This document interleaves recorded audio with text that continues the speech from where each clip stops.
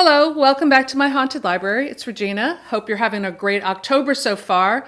I'm loving this cool weather. We've turned a corner. We're finally in our month. All the horror lovers are overjoyed, and the weather's been gorgeous. I've been really busy this week getting out the new bookworms. There it is. I mentioned it on my last video, but I wanted to do a formal announcement because I'm really proud of this issue. I love the cover by Charles Radcliffe. I'm sure you'll get the reference. This is our Season of the Witch issue.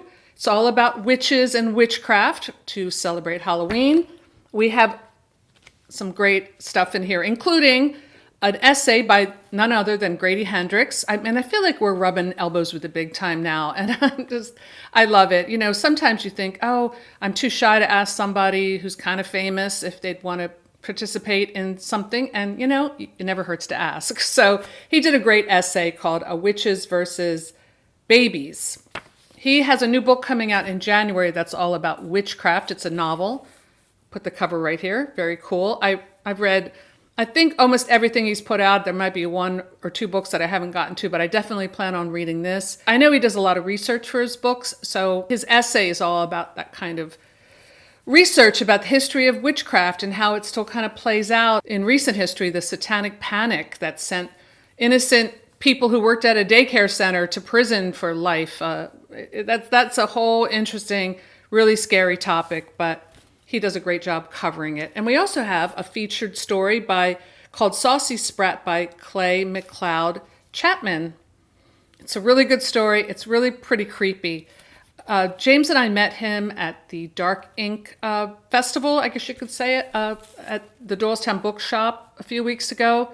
Had a great conversation with him. He was really easy to talk to, very friendly, and I'm happy to have heavy hitters in the zine, but also up-and-coming authors, because that's also part of our philosophy, is to introduce tomorrow's big writing stars. So yeah, definitely check out Bookworms. So the zines are really selling fast. I just dropped off about 60 mailings to the post office before I came over here. So yeah, get yours now before they sell out.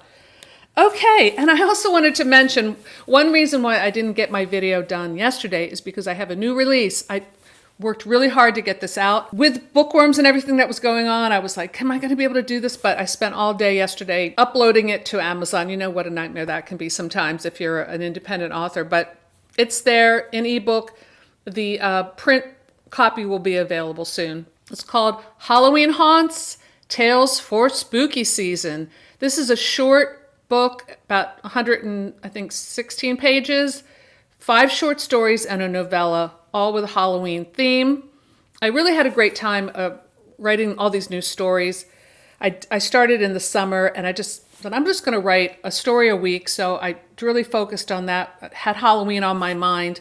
This is a little more geared toward a younger audience, maybe like a young adult or teen audience, but anyone can enjoy them. They're not too gory. They're kind of more along the lines of just like chilling kind of stories, but I hope you'll enjoy them. And the novella is called The Time Tomb, which I had on Kindle Vella for a while, took it down. I expanded the story, basically. I didn't rewrite it, but I changed some things, made it more of a Halloween story, and I really am proud of the story. I think it's a really good read. It's very entertaining, page turning, all of that stuff. So definitely check it out. It's only 99 cents on ebook until the end of October. Then I'm going to jack up the price just a little bit. So before I get into my Vamptember Wrap-up, I do have a package from Patrick that I pre-opened because it takes me forever to open these packages.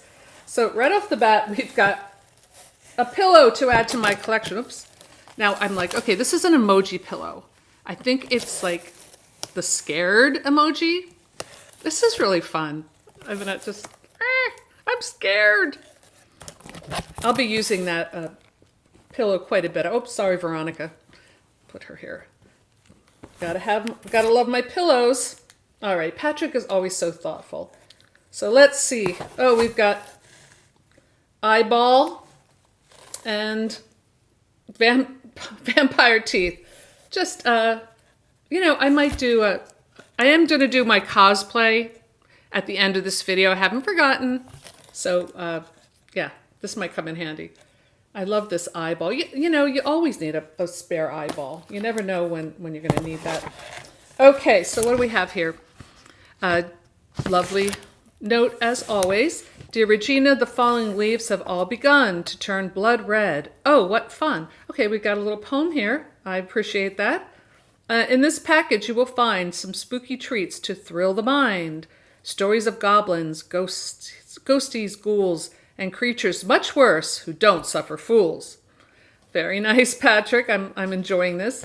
As you curl up with these books, and doggies too, you can cuddle with a new friend who's just as scared as you.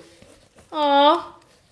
Happy Halloween, my friend, with lots of love and unpleasant dreams, Patrick. That is so thoughtful. Thank you so much. I need to get, okay, these books were in a certain order that I kind of messed up. Woo! Okay. He's always so great in giving me books, and I've been wanting to read new fiction, and I have been reading some new fiction. All right, so here we go. 2 books which involve eerie music at their core. Totally unintentional, but you'll enjoy them, I'm sure. Oh, we're continuing with the rhymes. Very cool. This one is called Theme Music by T. Marie Vandelay, or Vandelli. It's probably pronounced Vandelli. Okay, there's an axe, so something's going on. I have not heard of this one. And this one is called Schrader's Chord by Scott Leeds, a powerful new voice in horror. That's a very cool cover. It's like a LP record with a skull. Beautiful hardback. Oh, here, Clay McLeod Chapman has a little blurb here. See, I do feel like I'm like in the big time now. It's pretty cool. Scott Leeds truly has an ear for fear. Any reader who cracks this cursed book open is doomed to devour it in one sitting. Now I hear ghosts wherever I go. Okay, that's a nice little blurb. You know, I have a little beach holiday coming up in a few days. This might be a good one to bring with me. All right.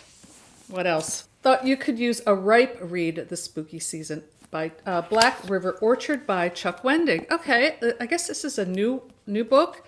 I was chatting with him at the Doylestown Bookshop too. He's very nice. And I may have mentioned before, I know his family from when I was a kid. Very cool. Okay, lots of blurbs on the back. Advanced praise, gotta love it. And what else? And I thought Rosemary Woodhouse had it bad. The Devil Crept In by Anna Alborn. Okay, is this a possession story or some kind of evil pregnancy? Oh, okay, and here we have another one. Oh, Paul Tremblay, my favorite. No, I'm being sarcastic because I really hated the last book of his that I read, Horror Movie. It's probably, look, I'm honest on my channel about how I feel about books. So I don't mean to insult any author. I'm an author too. Not everyone loves what I put out. But that book, Horror Movie, was definitely on the top of my worst books for the year. So, and I didn't like the other one I read either. Head Full of Ghosts. That was like, meh. So, this is just a personal taste. But Patrick wrote, I know we haven't had the best of luck with Paul Tremblay lately. I don't think he liked the Horror Movie either, as I recall. But I enjoyed this short story collection, and hopefully you will too. Okay, well, this is a beautiful book. And look, he has a huge following. I'm not saying he doesn't deserve it. I will try a short story or two. I will give him another chance. But just one. I think that's it. Is that all the books? Wow, so I certainly have a lot of reading material here. Thank you so much, Patrick. You were always so thoughtful and, it's just amazing. Thank you. So speaking of reading, I thought I would just briefly mention what I read for Vamptember and talk about how I fulfilled some of the prompts. I will do a Salem's Lot video coming up because I plan to read the new, watch the new miniseries or series, if you want to call it that. I went back and watched the old one and it still holds up. It's still so scary. So I'm looking forward to watching the new one, comparing it with the old one, and then discussing the end of the book. But Salem's Lot was great. Had a wonderful time reading it. If you read along this time around, thank you for being a part of it. We actually had some nice participation in Vamptember this year, and I really do appreciate it. So I read that, and I really took my time reading it. It was nice. It was a nice, laid-back kind of reading experience. I finished this one, Night Thirst by Patrick Whalen. This was very like an action vampire book. It's not really the type of book that I like to read, like action-packed stuff, like a Tom Cruise movie or something, but it was very well done, and I got into it. It also had a little bit of a romance, and if an action story has a believable romance, it really kind of pulls me in. And it was pretty bonkers in places too. So, and I didn't realize until I was about halfway through that it was actually a sequel to another book. So, but I still, I don't think I had any trouble following it. But I'm curious about the first book, and I may even have a copy, so maybe I'll read that at some point. Another book that I liked a lot was this one, Nestlings by Nat Cassidy. This one was the story was a lot like Rosemary's Baby. It was definitely an obvious homage to that, about a young couple moving into a weird old building in New York and kind of getting sucked into something really evil contained within the building. So the building was like its own character. I talked about this book before. I give this one 5 stars. I had a great time with that book. A book that I did not have a great time with, unfortunately, and ended up DNFing it was Immortal Dark by Tegest Germa. This was a very, like a YA romantasy book. I got seduced by the cover. It's probably a fine book. It's just not my cup of tea. In fact, it was compared to, it's like The Cruel Prince meets The Ninth House. Both books I disliked.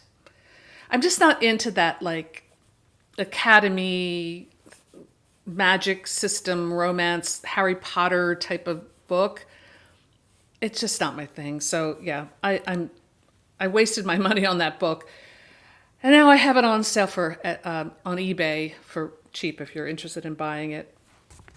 Maybe I'll do a giveaway if no one buys it on eBay. But yeah, to me, that book was, I read 100 pages of it. I feel if I give a book 100 pages, that's a pretty good metric of whether I'm going to enjoy it or not, and I didn't.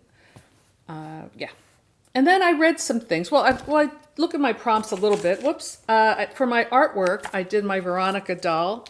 I actually started a little vampire painting, but I didn't finish it. But I will. The paint, it took a while for the paint to dry, so I didn't get around to finish it. But I did make my little Veronica doll, and she's been very sweet during this time on her shelf. No trouble yet. And I didn't read any vampire poetry, but I did read some vampire comics, some old vintage comics, and I really enjoyed reading those. That really brought me back. I was, back in the 70s. I'm a kid again, just enjoying reading some good comics. And I read some old vampire magazines. And I watched, aside from watching the old Salem's Lot, which scared me to death, I have to say, it's still so good. And I'm like, you know what? David Soul was pretty hot, I have to say. Like, walking around in those tight 70s jeans and the fried boots, I was like, yeah, I get it. I really get it. And then I went and watched a video on YouTube from him. I know he passed away not too long ago, which is pretty sad, but it was a video in his later years talking about the making of Salem's Lot, and it was really fun to hear all the backstories. I'll talk more about that in my upcoming video. And then I watched, or I'm still watching, I have 1.5 episodes to go till the end, the new Interview with a Vampire. I finally broke down and watched the show. I was resisting it because of the changes they made. It's a completely different time period. The same characters as the book, but it's definitely taken its own kind of creative license where it goes with the story. But I'm really enjoying it. I have to say, it really leans into the gay angle, which the book and the movie kind of hints at a little bit. it's subtle. You know, Anne Rice's writing is always usually very erotic. So it's in the books, it's in the story. So it's not like this was completely out of the story or the world of the story, but it definitely leans into it a lot. And the Claudia is much older. At first, when they introduced Claudia in this series, and she's supposed to be like 14, but she's acting 10, I was like, okay, this girl's getting on my last nerve. I don't know if I can make it through this series. But as she grows up, that changes, and the actress who's playing the part is really good, and all the acting is great. I especially like Lestat. His character is so narcissistic, and it's almost like a long, drawn-out bad relationship that takes, 100 years to resolve. But yeah, I'm enjoying it. Maybe when I finally get to the end, I'll do just a quick review of that. So that has been my Vamptember and other things. Being busy with bookworms and Halloween haunts, my new collection. Everything's going to be linked below, so you can check that out. One thing I did, it was in my last video. Definitely check that out if you didn't watch it yet, because it's a short video. I did it over the weekend. We went to the vampire museum called Vampa in Doylestown. There's a lot of cool stuff happening in Doylestown. This is the town. I grew up very close to that town. I heard about this museum, but I'd never been, and I definitely want to go back because it was great. I feel like it's been summoning me back since I left. I'm not sure if that's a good thing, but if you're ever in that area, it's not far from Philadelphia, it's worth the trip. That was pretty amazing. So that was my Vamptember, but there was one thing on my own prompts that I came up with that I haven't done yet. And I'm going to do it right now. And that is to cosplay as a vampire. So I thought, if I dress up like a vampire, I'm going to look just like Batilda. So I'm going to borrow a little bit of Batilda's magic and do this. So that's all I have for today. Thanks for stopping by my haunted library, and I'll see you soon.